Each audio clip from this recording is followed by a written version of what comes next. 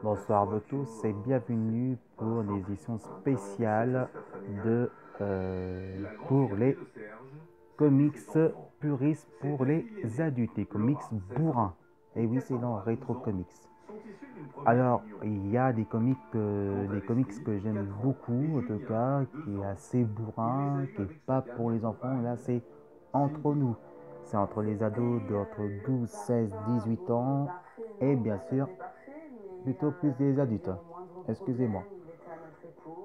Voilà, donc l'événement, attention, c'est pas pour les enfants. Donc voulez-vous retirer vos enfants sur l'écran parce qu'évidemment qu'on va parler assez bourrin côté des comics.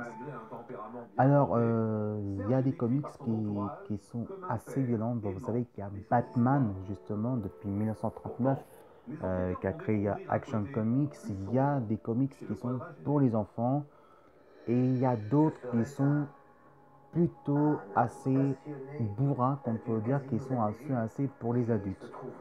Vous savez, dans les années 80, dans les années 80, il y a un auteur, évidemment, que j'aime beaucoup.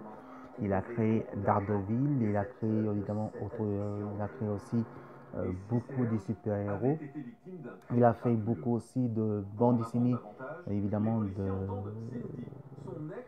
de Robocop, justement. Voilà. Et puis, il a fait son propre politique, évidemment, que lui, c'est un auteur qui fait plutôt plus côté anti-héros, mais comme super-héros, anti-héros, qui est plus côté parler dans les super-héros politiques et plus côté euh, anti-héros, super-héros très méchant qui ne connaît pas la pitié et assez, on peut dire, quand même, côté son histoire qui a avant créé la politique assez psychopathe et aussi raciste dedans, plus politique. Et ben c'est Frank Miller que je vais vous parler un petit sujet de l'instant là-dedans. Et il a fait Daredevil, il a fait aussi Satin évidemment aussi dans le truc il a fait aussi sur The Punisher. Et dans DC Comics qu'il a fait, c'est côté évidemment Batman The Dark Knight. Alors Batman The Dark Knight, évidemment, c'est le gros sujet qu'il a fait, évidemment, Frog Miller. Donc vous voyez, c'est un gros bouquin. Alors celui-là, c'est une nouvelle version parce qu'il y a d'autres versions, évidemment, que ça. C'est une nouvelle version qui était sortie en 2012, évidemment. C'est en 2012-2014. Et il y a en trois parties. Soit c'est la première partie. Et par contre, que je vais vous dire que celui-là, il est quand même assez bien.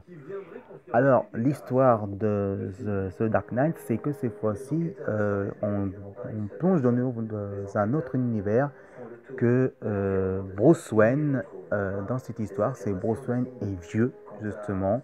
Il devient ouragan, il devient méchant, il devient alcoolique. Il fume aussi, il veut finir sa vie.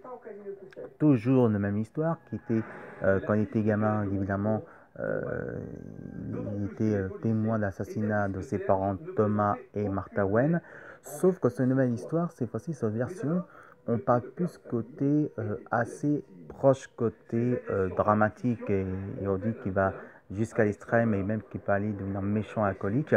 Mais cette fois-ci, c'est un super vilain, des nouveaux méchants qui devient les fils du mutant, justement, qui taresse, qui fait frayeur évidemment à Gotham City, sauf qu'évidemment que Batman, Bruce Wayne, veut finir sa vie. Heureusement, Jim Gordon, le commissaire, évidemment, va faire bouger les choses. Il a besoin en tant que Batman, en tant que Bruce Wayne qui devient alcoolique et ouragan. Sauf que dans ce nouveau personnage, en tout cas, il y a Robin, mais version féminin. Et oui, c'est version féminin. Et il n'y a plus Robin garçon, c'est version féminin. Et franchement, on peut dire que c'est une bonne nouvelle qui a un petit peu de ça. Voilà, donc c'est côté The Dark Knight qui est en trois parties évidemment. Et maintenant, je vais parler de ce que je pense côté du sujet. Donc voilà, Batman The Dark Knight. Alors, vous me demandez, oui, c'est bien qu'il raconte cette histoire, mais qu'est-ce qu'il en pense à propos de ça? Eh bien, écoutez, moi, j'aime beaucoup Frank Miller parce que c'est vrai que Frank Miller, il a fait, c'est un scénariste, d'accord, il a fait un auteur, il a écrit l'histoire, mais aussi, moi je trouve que le dessin est quand même, que lui il est présenté par la couverture, mais entre le texte et le dessin justement le texte des bulles de la planche est bien respecté et bien évidemment soigné. Côté le dessin aussi, la planche, évidemment c'est corrigé, c'est bien soigné, c'est respecté un petit peu et ça change un petit peu que les autres comics qu'on voit. Je vous rappelle qu'il y a quelque temps, ils ont sorti film animation, trois parties évidemment, qui est bien respecté dans ce sujet des comics de The Dark Knight. Et franchement, on peut dire carrément que le dessin animé, il est bien respecté parce que c'était en 3 parties et j'ai beaucoup aimé le dessin animé de Batman The Dark Knight.